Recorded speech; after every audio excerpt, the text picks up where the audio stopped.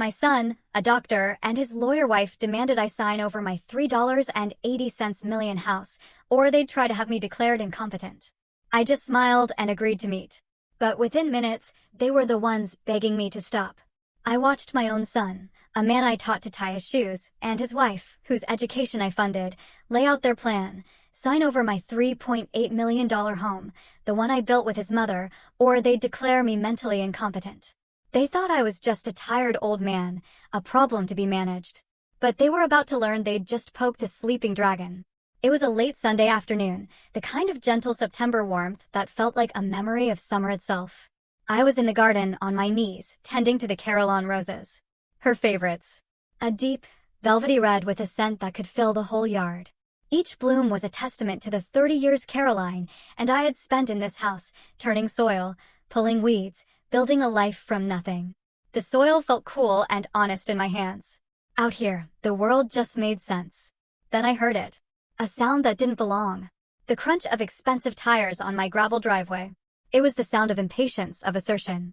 I didn't need to look up to know whose car it was. A silver German sedan, the kind that costs more than the first house Caroline and I ever bought. I slowly got to my feet, wiping my hands on my trousers. Daniel, my son, and his wife, Amelia, were getting out. They weren't dressed for a Sunday visit. Daniel wore a crisp polo shirt and tailored slacks, looking like he'd just left the country club. Amelia was in a sharp, dark pantsuit, her leather briefcase in hand, as if she'd come straight from a hostile negotiation. She was always dressed for battle. I just never thought the battle would be with me. Dad. It wasn't a greeting. It was an announcement. There was no warmth in his voice, just a clinical assessment. You shouldn't be doing that kind of work. You could fall. I've been gardening for 40 years, Daniel. I think I know how to stand up, I replied, my voice flat. Amelia stepped forward, her heels sinking slightly into the soft lawn. She surveyed the property, her eyes not seeing the climbing roses or the ancient oak, but calculating square footage and property value.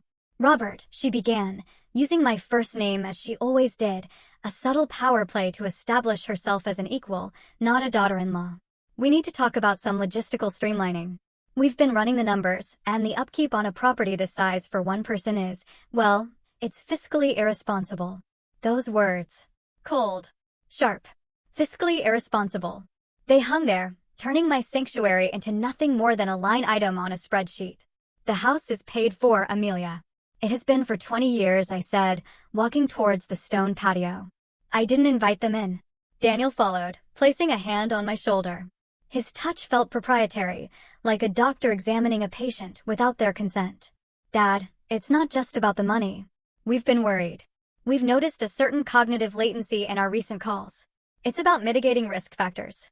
At your age, living alone, he let the sentence hang, the unspoken words, dementia, incompetence, helplessness, drifting in the air like poison. They were using their professions as weapons. She, the lawyer, spoke of assets. He, the doctor, spoke of ailments. Both of them were there to declare me obsolete. I looked at my son, at the man he had become. I saw the ghost of the little boy who used to help me in this very garden. His hands covered in mud, laughing as he tried to catch a worm. That boy was gone. In his place stood a stranger in expensive clothes, his face a mask of false concern. Mom would have wanted you to be looked after, Daniel said, pressing his advantage. He gestured towards the rose bushes. She wouldn't want you clinging to the past like this. It's not healthy. She would have wanted you to be practical. That was the first crack. The moment the ground gave way beneath me. Using her memory, Caroline's memory, as a weapon to get what he wanted. A cold fury, quiet and deep, began to solidify in my chest. For 5 years since she passed, I had endured the missed calls, the brief, transactional visits, the subtle condescension. I had mistaken their neglect for busyness, their selfishness for ambition. I had been wrong. I finally looked them both in the eye. What do you want? Amelia's professional smile didn't reach her eyes. Daniel took a breath as if preparing to deliver a difficult diagnosis. We're moving in tomorrow, Dad, he said. We've already arranged everything. We'll take the master suite upstairs, and you can have the guest room by the den. Amelia can manage the estate's finances, and I can keep a better eye on your health. It's for the best. For everyone. The world fell silent. The buzzing of the bees in the roses, the distant hum of a lawnmower, it all faded away. All I could hear was the echo of his words. We're moving in tomorrow, not a request. Not a discussion. A verdict. They had judged me, sentenced me, and were now here to execute the order. I let the silence stretch, watching them. They stood there, expecting gratitude, or perhaps a token resistance they could easily overcome. They had planned for every contingency except one. They had forgotten who I was. My voice, when it came, was dangerously calm. No one, I said, enunciating each word with precision, is moving into this house. The shift in the atmosphere was immediate. Daniel's mask of concern flickered, revealing a flash of raw frustration. Amelia's smile vanished completely, replaced by a look of cold, hard calculation. This was the part of the negotiation she understood. Hostility. She didn't raise her voice. She didn't need to. She calmly placed her briefcase on the glass patio table, the click of the latches echoing in the quiet yard. She opened it and produced a sleek, leather-bound folder. She was no longer a daughter-in-law. She was a litigator in her courtroom. I was hoping we could handle this amicably, Robert, she said, her voice dropping to a low, menacing tone. But we are prepared for this outcome. She slid the folder across the table towards me. You may not be aware of the specifics of Massachusetts state law regarding conservatorship. When an individual is deemed incapable of managing their own significant assets, particularly when they are of an advanced age and show signs of what a medical professional might term cognitive decline, the family has a fiduciary duty to petition the probate court to appoint a guardian. It would be a messy, public affair. Your finances, your health records, all of it would become part of the court record. We don't want that. You don't want that. Every word was a perfectly polished stone thrown with intent to injure. Daniel has colleagues, she continued, gesturing towards my son, who now stood with his arms crossed, a stern look on his face, respected physicians who would be willing to provide a professional assessment of your cognitive state for the court. She opened the folder. Inside were 2 documents laid out side by side. This, she said, tapping the first paper, is a quitclaim deed. Your signature adds Daniel and me to the title of this house as joint owners. It's a simple, clean solution that protects the family's primary asset. Then her finger moved to the empty space next to it. And this space, she said, her voice like ice, is where you prevent us from having to file the conservatorship petitions on Monday morning. The choice is yours. Voluntary cooperation or legal intervention. Either way, the outcome is the same. We will be here to manage things. It was the ultimatum. Sign away my home, my independence, my dignity, or have it stripped from me in a courtroom where my own son would testify against my sanity. They had planned it all. The medical threat from him, the legal threat from her. A perfect, ruthless pincer movement designed to crush any resistance. They looked at me, their faces confident, certain of their victory. They saw a frail, 72-year-old man, a gardener, a widower. A problem to be solved. I let the silence hang in the air for a full minute. I looked from Daniel's arrogant face to Amelia's predatory eyes. I looked at the papers that were meant to be the end of my life as I knew it. And then I did something they never expected. I smiled. It wasn't a warm smile. It was the quiet, confident smile of a man who had spent 40 years auditing the complex finances of Fortune 500 companies. A man who knew how to find the hidden flaw in any system. They had presented me with what they thought was a closed loop, a perfect trap. But they had made a fatal miscalculation. They had shown me their entire strategy. Their confident expressions faltered, replaced by a flicker of confusion. My reaction was not in their script. All right, I said, my voice even and steady. My calm seemed to unsettle them more than any outburst would have. Let's meet at my lawyer's office. David Sterling. Friday, 10 a.m. We can discuss the details then. I stood there on the patio for a long time after the silver sedan disappeared down the driveway. The silence it left behind was louder than the engine's roar. The air, which had smelled of roses and damp earth just an hour ago, now felt thin and sterile. I looked at the glass table where Amelia's folder had rested. A ghost of a threat still imprinted on the polished surface. They had come into my home, the home I built with Caroline, and tried to turn it into a cage. They had used my love as a weakness and my age as a weapon. I walked back inside the house, feeling unnervingly vast and empty. Every familiar object seemed to watch me. The grandfather clock in the hall, a wedding gift from Caroline's parents, ticked on, each second a steady, measured beat in the new cold reality. I passed the living room and saw the photograph on the mantelpiece. It was of Caroline and me on the day we'd finished building the deck. Our faces flushed with sun and pride. Behind us, a much younger Daniel, maybe 10 years old, was grinning, a smudge of dirt on his cheek. For a moment, a wave of pure grief washed over me, so powerful it almost buckled my knees. It wasn't just grief for my wife. It was grief for the son I thought I had, the family I thought we were. But grief is a luxury. It's a warm blanket for a cold night. What I was feeling now was different. It was cold, hard, and clear, like a sheet of ice forming over a deep lake. I walked into my study, the one room in the house that was entirely mine. It was paneled in dark cherry wood, lined with books on history and finance. This was where I had managed our family's finances for 50 years, turning a modest salary into a small fortune through careful, patient investment. It was where I taught Daniel how to do his taxes, how to balance a checkbook. It was a room of logic, of cause and effect. I sat down in my worn leather chair, the one that still held the faint scent of Caroline's perfume from the throw blanket she kept on it. I didn't hesitate. I didn't wring my hands. I picked up the phone and dialed a number I knew by heart. It rang twice. David Sterling. The voice on the other end was familiar, steady. A voice that had been my counsel and my friend for 40 years. "David," I said. "It's Robert." "Robert, good to hear from you." "How are the roses?" he asked, his tone warm and easy. "The roses are fine," I said, "but the sun is not."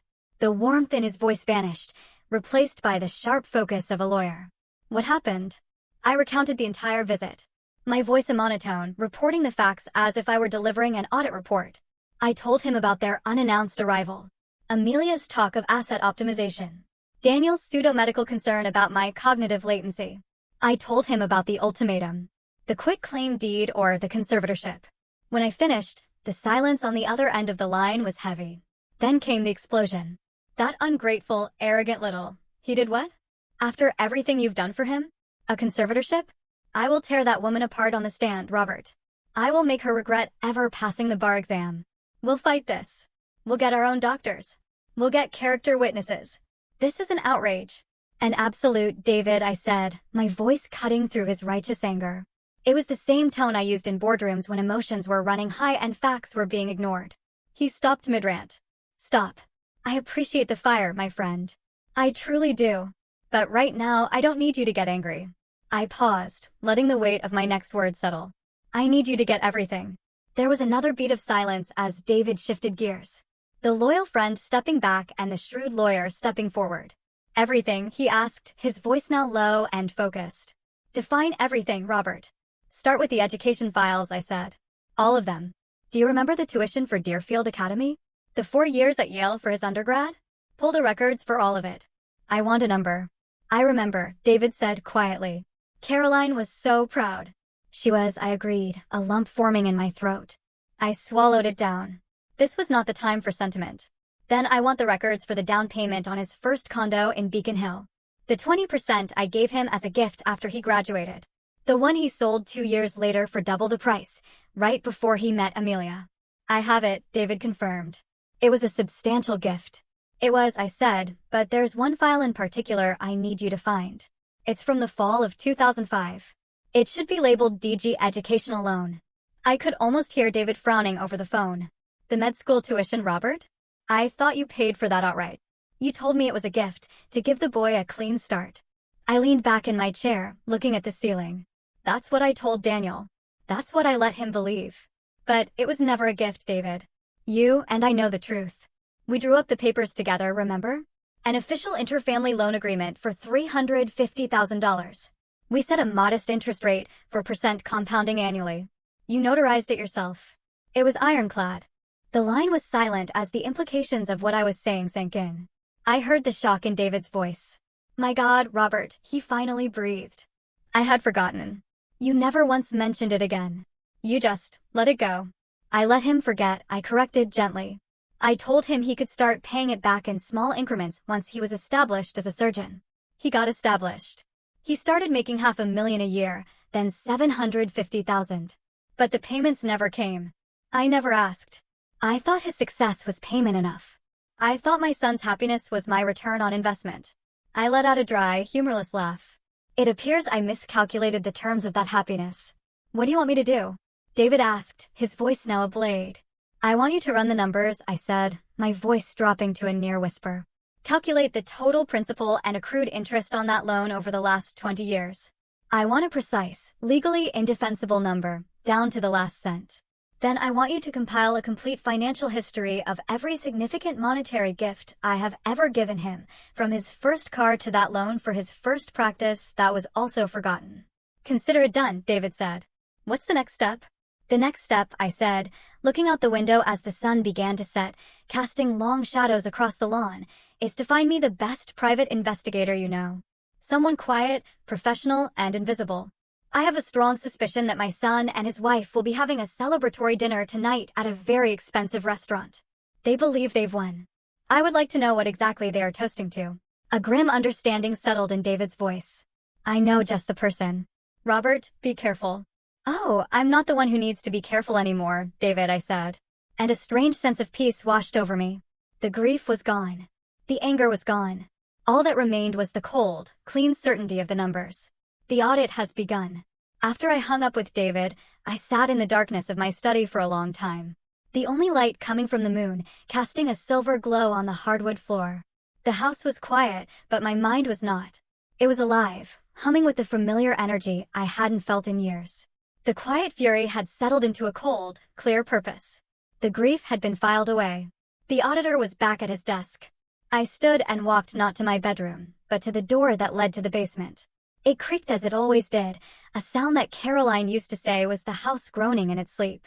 I flipped on the single bare bulb at the top of the stairs, illuminating the steep wooden steps that led down into the earth beneath our lives.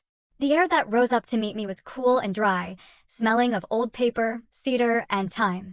Downstairs, it wasn't a typical basement full of forgotten Christmas decorations and rusted tools.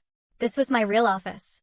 After I retired, I'd moved my professional life down here, unable to completely let go of the order and logic that had defined me.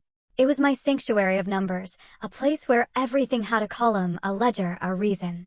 And in the center of the room, like a steel monolith, stood a row of four-drawer filing cabinets, fireproof, locked. I pulled a small, unassuming key from the secret compartment in my old desk drawer and walked over to the first cabinet. The key slid into the lock with a satisfying click. This cabinet wasn't for tax returns or household warranties. This was the archive.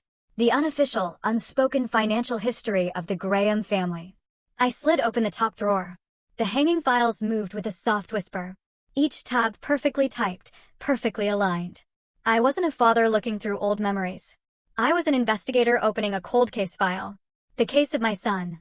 My fingers, steady and sure, moved past tabs labeled First Bicycle 1985, Summer Camp 1992, and stopped at a thick folder marked Daniel Graham Higher Education. I pulled it out and placed it on the large wooden table I used as a workspace. Under the harsh glare of the overhead light, I opened it. It was all there, a meticulous record of sacrifice and investment. Receipts for tuition checks to Yale that had made my hands shake to write. Bank statements showing massive withdrawals from our retirement savings. But I wasn't looking at those.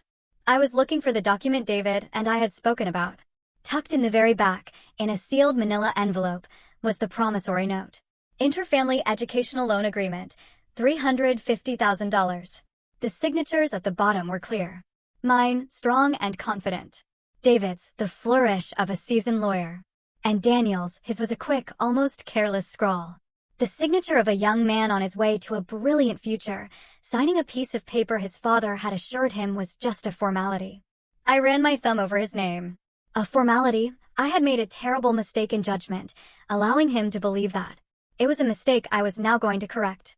But this was only the beginning. The loan was the foundation, the cornerstone of my case. Now I needed to build the structure around it. For the next several hours, I worked. I didn't feel tired.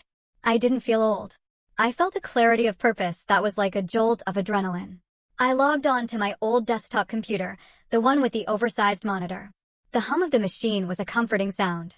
I still paid for premium access to the top financial databases and credit reporting agencies, a professional expense I never had the heart to cancel. It felt good to be using them again. I started with a simple credit search on Daniel and Amelia Graham. The results began to paint a picture, a very different picture from the one they presented to the world. I saw the mortgage on their luxury penthouse in Boston's Seaport District, an obscene number that made my eyes widen. I saw the loan for his Mercedes, the loan for her Tesla. I saw at least 6 high-limit credit cards, and the balances on every single one of them were staggering, pushed right to their limits. They weren't just living comfortably. They were living on a knife's edge of debt. I cross-referenced their address with public property records, and there it was, the first major crack in their facade, a second mortgage. They had taken out a home equity line of credit 6 months ago for the maximum allowable amount. It was a classic move of the financially desperate, borrowing against an asset to pay for a lifestyle that asset was supposed to represent. They were drowning. I dug deeper. I remembered Amelia mentioning a tech startup she had invested in at a family dinner a few years ago, speaking about it with the casual arrogance of someone who believes they can't lose. It took me less than 30 minutes of searching through business news archives to find it. The company had gone bankrupt 18 months later, taking all its investors' money with it. I found a list of primary investors. Her name was on it. The amount was significant, a 6-figure loss. Then I turned my attention to Daniel. I searched for his name, for his surgical practice. He was indeed successful, highly rated, but I noticed something odd. He wasn't a partner at a major Boston hospital, as I had believed. He was listed as a consulting surgeon. It was a subtle difference, but a meaningful one. It meant less stability, no hospital pension, and most importantly, it meant he was responsible for his own malpractice insurance, a colossal expense for a cardiac surgeon. I accessed another database, one that tracks legal filings. I typed in his name, and then I found the second, more damning piece of the puzzle. There was a malpractice lawsuit filed against him 2 years ago. It had been settled out of court quietly. But settlements are not cheap, and insurance premiums after a settlement go up. Way up. I sat back in my chair, the pieces clicking into place.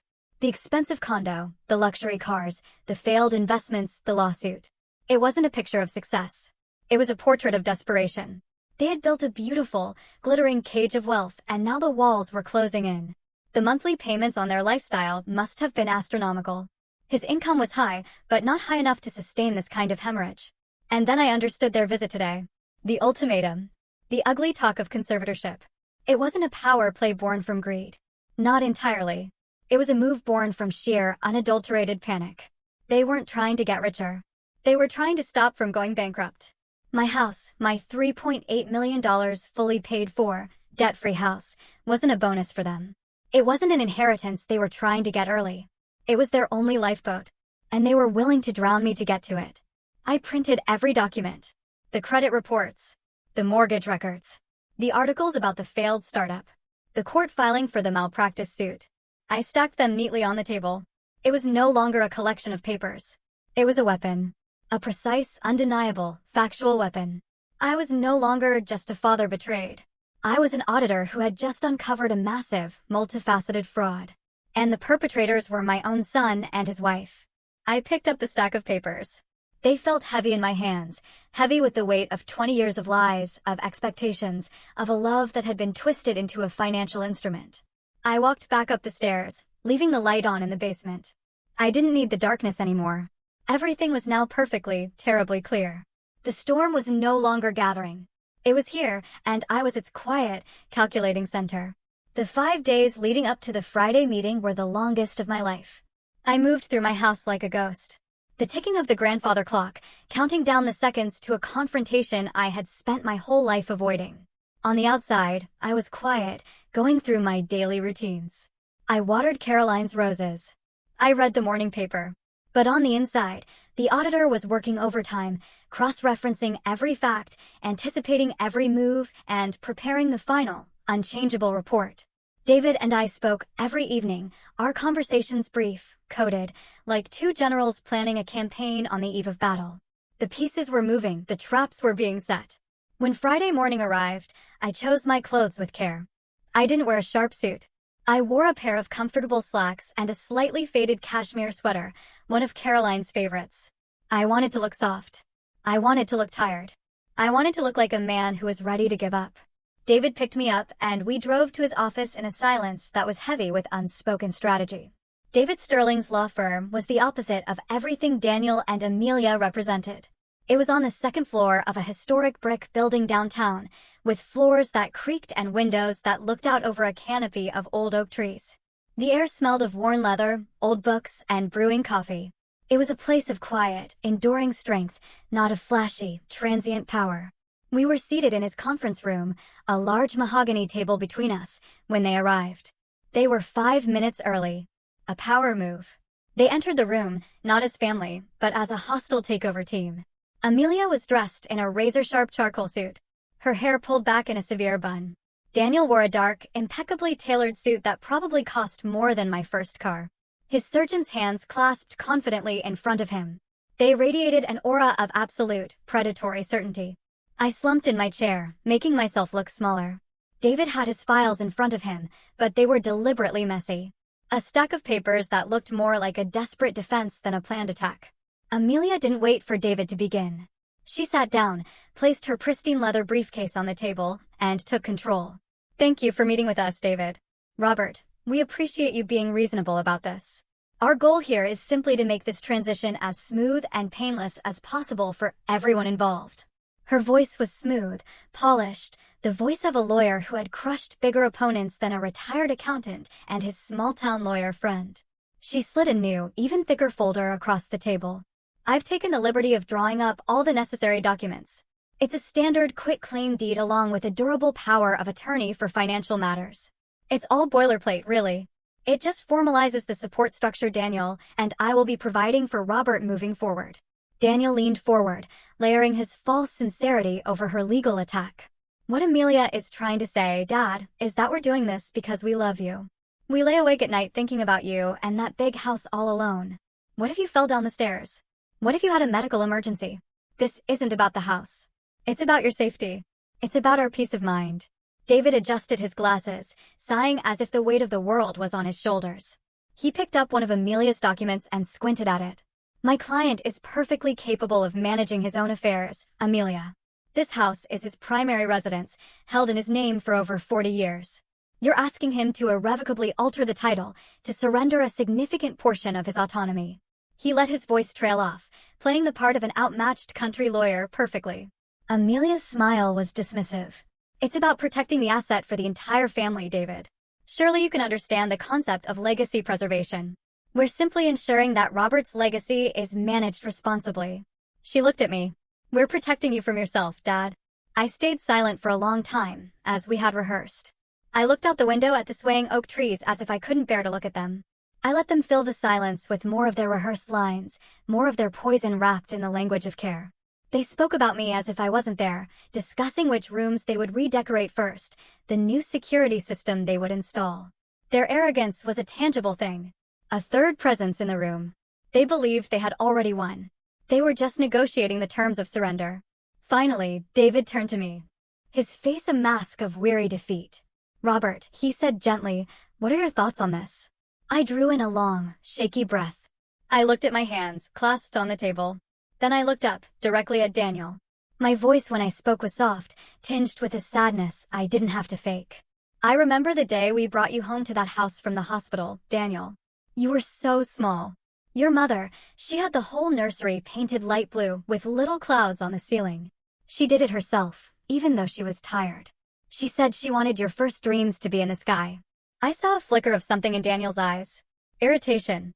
Impatience. He didn't want memories. He wanted a signature. "She loved that house," I continued, my voice growing thicker with emotion. "Every rose bush, every floorboard. She would have wanted you to be happy, to be secure." I looked down at the papers, at the cold black text that sought to undo everything she and I had built. I let out a long, shuddering sigh, the sound of a man breaking. "You're right. I'm tired. The house is too much for one person. The memories," I looked up at them, my eyes moist.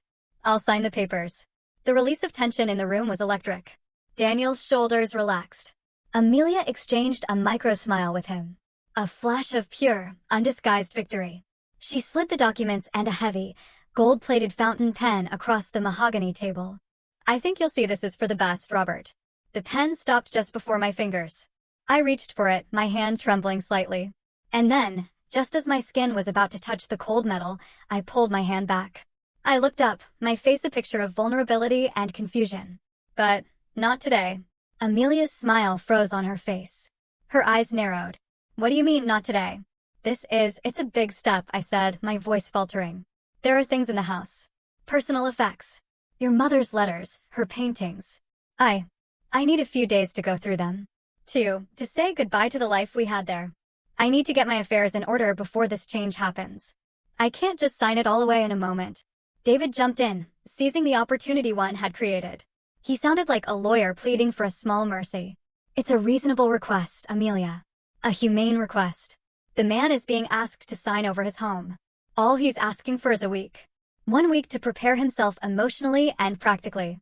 The documents will be the same next Friday as they are today. Amelia's eyes were like chips of ice. Her legal instincts were screaming at her. Delays were dangerous. A week was a lifetime in a negotiation.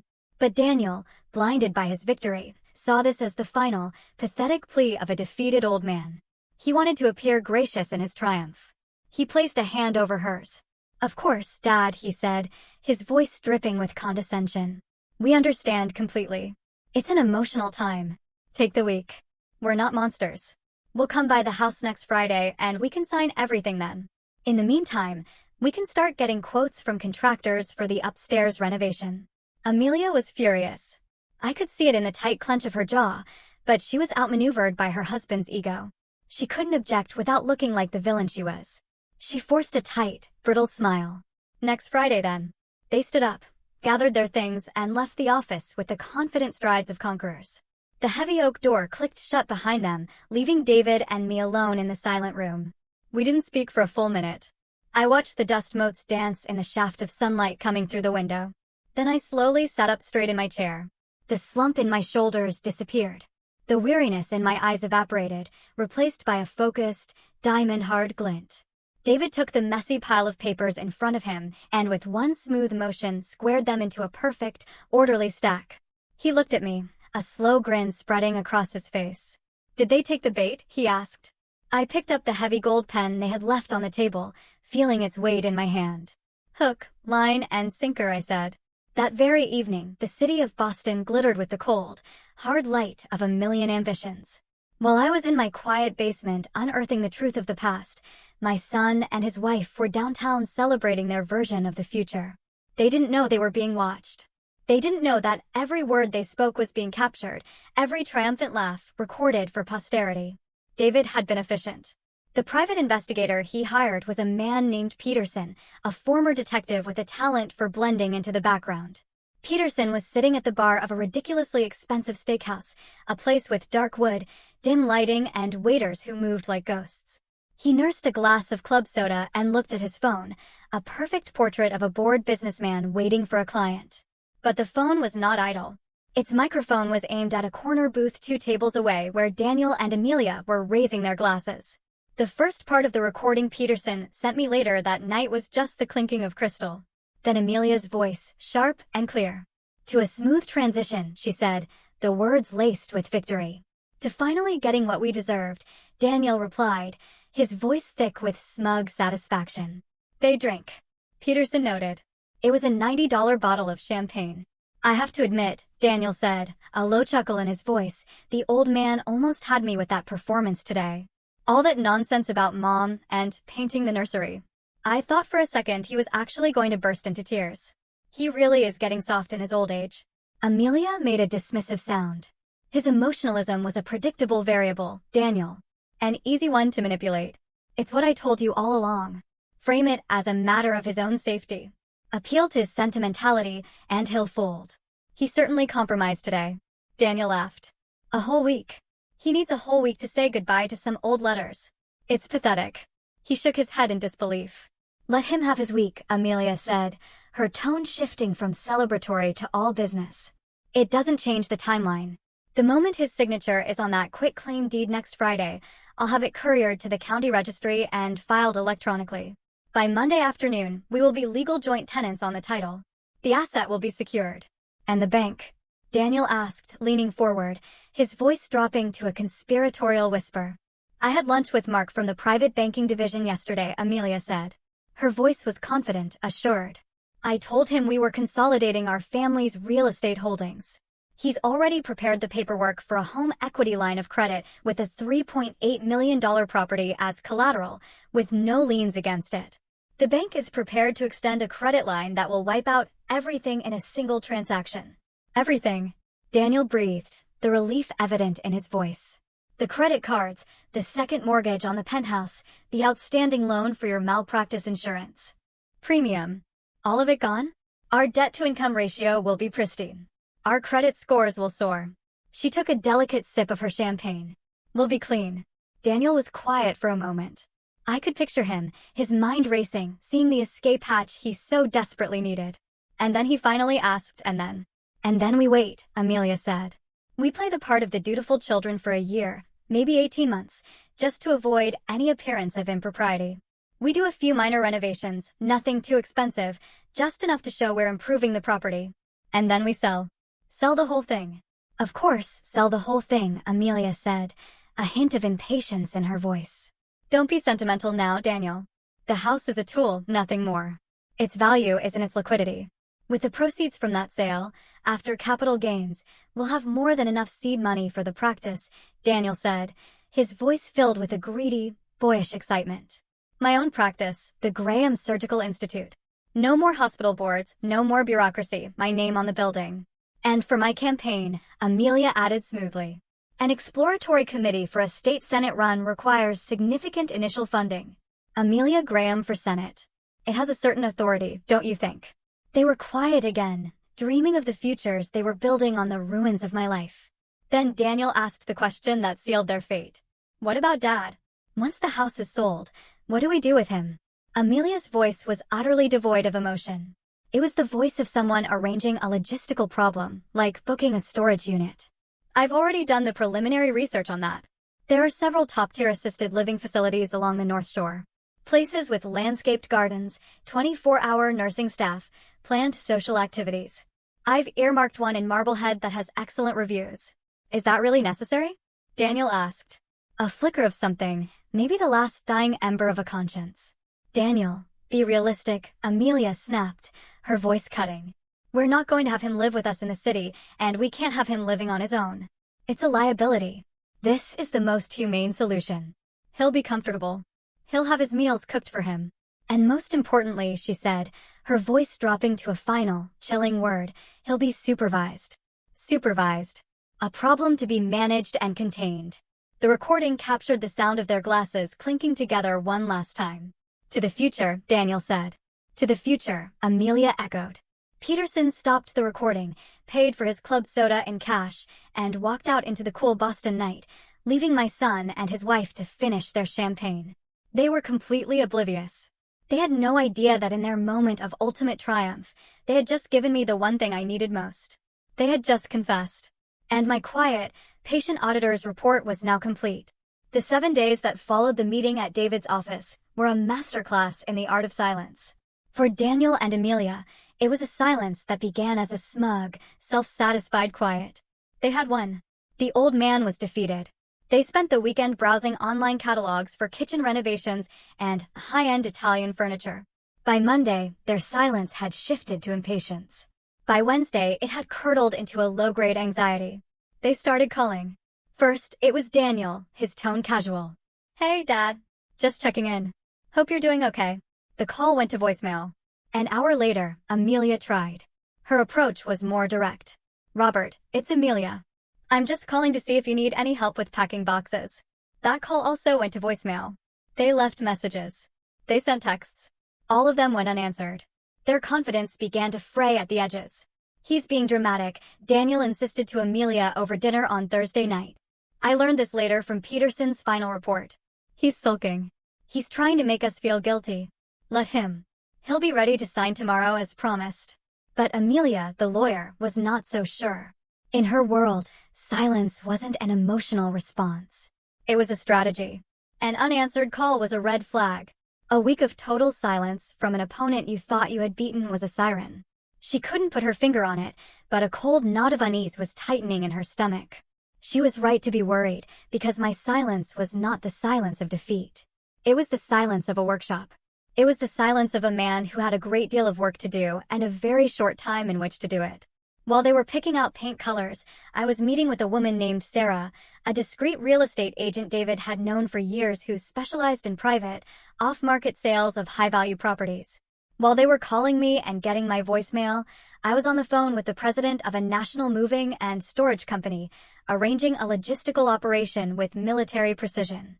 While they were growing anxious, I was sitting in David's office for a second, much different meeting, signing a stack of documents, each signature a firm, decisive stroke of the pen. The house was a hive of quiet, purposeful activity. My plan was not just a thought anymore. It was a series of executed actions, an engine humming silently, waiting for the key to be turned. On Friday morning, the final day, my house was quieter than it had ever been. It was an empty, echoing quiet. I sat in my study at the desk where I had done my life's work, a single cup of black coffee steaming in my hands. I was calm. I was ready. At precisely 9:30 a.m., my phone buzzed on the polished wood of the desk. A text message from Daniel. The words glowed on the screen, a beacon of his impatience and arrogance. We're on our way. The movers are coming at noon. I read the message. I took a slow, deliberate sip of my coffee. The taste was rich and slightly bitter. I picked up the phone. My thumbs moved slowly, typing a reply. Each word was chosen with the care of an auditor finalizing a report that would change everything. Everything is ready for you, son. I've left an envelope for you on the mantelpiece. Read it before you unload anything. I hit send. The message disappeared into the ether. The trap was set. The key had been turned. All that was left was for them to walk through the open door and discover the room was not at all what they expected. The drive to the house was filled with a tense, triumphant energy. Daniel tapped his fingers on the steering wheel, a rhythm of impatient victory. Amelia was on her phone, confirming the arrival time of the moving truck with a crisp, efficient tone. They had waited a week, and in their minds, their prize was finally ready to be claimed. They turned onto my street, the familiar canopy of ancient maple trees shading the road. They were talking about the color they planned to paint the master bedroom when Daniel suddenly went silent. His foot slammed on the brake, the expensive sedan lurching to a halt in the middle of the road. Amelia looked up from her phone, an annoyed expression on her face. What is it, Daniel? And then she saw it. Planted firmly in the center of my perfectly manicured front lawn was a sign. It wasn't a cheap, flimsy thing. It was a handsome dark wood. Sign from a high-end real estate firm, the kind that dealt in quiet multi-million-dollar properties. And on that sign, in bold, blood-red letters, was a single, impossible word, sold. For a moment, they just stared. The word didn't compute. It was a glitch in their reality. A piece of data that didn't fit their carefully constructed plan. What is that? Daniel whispered, his voice barely audible. That's not possible. Amelia was the first to react. The lawyer in her took over, searching for a logical explanation. It's a mistake, she said, her voice tight. Or it's a bluff. Some pathetic last-ditch attempt to scare us. He's trying to play games. She opened her car door, her movement stiff with a sudden, cold anger. Let's go. We're sticking to the plan. They walked up the stone path. Their confident strides from the previous week gone, replaced by a sense of urgent dread. The house looked the same. The roses were still in bloom. But the sign on the lawn cast a dark shadow over everything. Daniel fumbled with his key, his hand shaking slightly. He finally got it in the lock, turned it, and pushed the heavy oak door open. The echo of the door swinging open was the first thing that hit them. Their footsteps on the marble floor of the foyer, usually muffled by a thick Persian rug, now clicked and echoed through a vast, cavernous space. They stopped dead, their eyes wide with disbelief. The house was empty. Completely, utterly empty. The rug was gone. The grandfather clock was gone. The portraits on the wall, the antique console table, the crystal chandelier, all of it had vanished. The air smelled not of lemon polish and old wood, but of industrial cleaning solution and fresh paint. The anonymous scent of a property that has been neutralized, stripped of all personality, all life. They walked slowly into the living room. Sunlight streamed through the huge, bare windows, illuminating a space that was no longer a home, but a hollow architectural shell. The scuff marks where the sofa had been. The faint outline on the wall where Caroline's favorite painting used to hang. It was a crime scene of a life that had been erased. And then they saw it. In the center of the vast empty room, sitting alone on the cold marble mantelpiece above the fireplace, was a single object, a thick brown manila envelope. My handwriting was on the front, clear and steady. Daniel and Amelia Graham. They approached it like it was a bomb. Amelia, her face a pale mask of fury and confusion, snatched it from the mantelpiece. Her hands trembled as she tore open the flap. Daniel crowded behind her, looking over her shoulder. The first document she pulled out was a sheaf of thick, official-looking papers. At the top, in bold lettering, were the words real estate sale and purchase agreement. Amelia's eyes, trained to scan legal documents in seconds, flew down the page. She saw the property address. She saw the sale price, $3,800,000.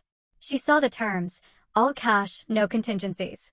She saw the closing date, the day before. And she saw the buyer, an anonymous trust company she had never heard of. A choked, strangled sound escaped her throat. It's real, she whispered, the papers shaking in her hand. He sold it. He actually sold it. Daniel grabbed the contract from her, his face ashen. He stared at the signature line, at my familiar, unwavering signature. The house was gone. Their lifeboat, their prize, their future. It had vanished into thin air. But there was more in the envelope. Beneath the sale contract was another document. This one was different. It was a formal legal notice from David Sterling's law firm. Daniel's eyes scanned the first few lines, a look of utter confusion on his face. What is this? DG educational loan? Some kind of joke. Amelia ripped the paper from his hand. Her legal mind understood instantly. She saw the date, 2005. She saw the principal amount, $350,000. And then she saw the meticulously calculated table below it, showing 20 years of 4% compounding interest. Her finger traced along the bottom line, the final terrifying number. Oh my God, she breathed, all the air leaving her lungs. It's the med school tuition. It wasn't a gift. It was a loan. She looked at Daniel, her eyes wide with horror. Daniel, he's calling the loan with interest. We owe him. We owe him nearly $700,000. The foundation of their world had just collapsed. They hadn't just lost a $3.8 million asset. They had just inherited a debt the size of a mortgage. And still, there was more. The next item was not a legal document. It was a simple typed transcript. As they read the first few lines, the last traces of color drained from their faces. Asterisk Daniel, the old man almost had me with that performance today. All that nonsense about mom and painting the nursery. Asterisk Amelia, his emotionalism was a predictable variable, Daniel. An easy one to manipulate, asterisk they were reading their own words. Their smug, celebratory conversation from the steakhouse laid bare in cold, black ink. They read about their plans to take out a line of credit. They read about selling the house in 18 months. They read about Daniel's new practice and Amelia's run for the state senate. And then they read the final damning lines. Asterisk Daniel, what about Dad once the house is sold? What do we do with him? Asterisk Amelia, I've already researched some of the top-tier assisted living facilities. He'll be comfortable. And most importantly, he'll be supervised. Asterisk shame, hot and absolute, washed over them. They looked at each other, but they weren't husband and wife anymore. They were two co-conspirators, their darkest, most secret thoughts exposed to the light. They had been caught, utterly and completely. The last thing in the envelope was a single small piece of note paper. It was my personal stationery, the kind with my initial embossed at the top. On it was a short, handwritten note, Daniel and Amelia, asterisk you wanted the house. I sold it, asterisk you wanted to manage my assets. I have protected them, asterisk this is not an act of anger. This is a final audit, asterisk good luck with your debts, Robert, that was it. No long emotional diatribe. No accusations. Just the cold, clean finality of a ledger being closed. Amelia's hands, the hands of a lawyer who had held the fates of corporations, began to tremble uncontrollably. The papers, the contract, the loan demand, the transcript of her own damning words, slipped from her grasp.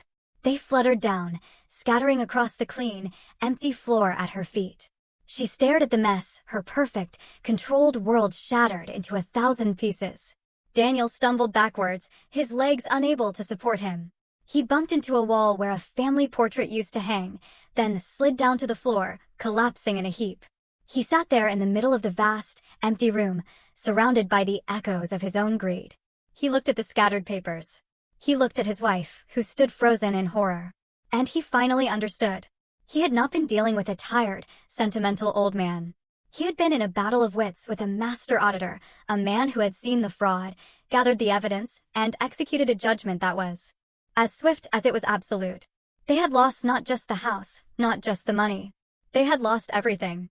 And the only sound in the enormous, silent room was the sound of my son, a brilliant cardiac surgeon, beginning to weep like a lost and broken child. The air here is different. It's warm, and it tastes of salt and new beginnings. I'm sitting on the balcony of a penthouse apartment in San Diego, a place I chose not for its size, but for the size of its view. The Pacific Ocean stretches out before me, a vast blue canvas of endless possibility. The ghosts of the old house don't live here. The silence here is not an absence. It is a presence. It is peace. My laptop is open on the small table in front of me. On the screen is David Sterling's face, smiling, his familiar office with its creaking floors and oak trees in the background. We are not talking about lawsuits or ultimatums anymore. We are talking about the future. The final paperwork is ready, Robert, he says, holding up a document. The Caroline Graham Scholarship Fund is officially endowed, $3 million. It's one of the largest single donations the university has ever received. I look at his face on the screen, my oldest and truest friend. She would have liked that, I say, my voice steady. She always believed in education, not just as a way to get a job, but as a way to build a soul. It's going to help a lot of deserving young people, David says. It's designated specifically for students in medicine and law who demonstrate financial need and a commitment to public service. I nod, looking out at the endless blue of the ocean. His mother, I say quietly, and I know David understands who I mean. She would have wanted her money to be used to create doctors and lawyers with hearts, not just ones who only know the numbers.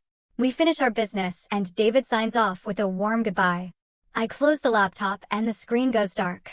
I am alone now, but I am not lonely. The rage is gone. The need for victory is gone. They have been replaced by a quiet, settled calm.